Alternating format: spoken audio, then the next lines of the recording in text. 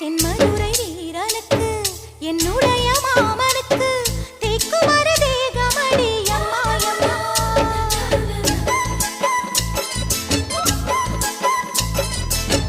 மாமன் பெற்ற பெண்ணுனக்கு மையெழுதும் கண் எதுக்கு என்னை வந்து கொல்லுதடி அம்மா அம்மா.